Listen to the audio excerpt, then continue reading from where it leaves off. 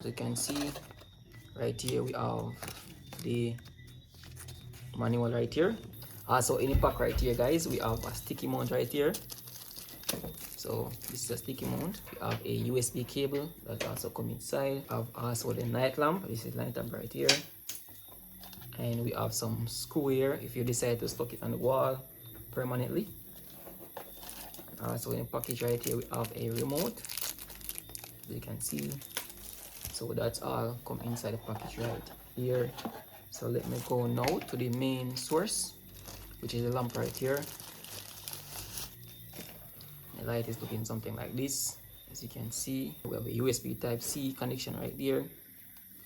Also, we have the light button that can turn it on. So you basically have two lights. Also, you have an indication right here as well. To turn it on, I think you can basically press on this, like this.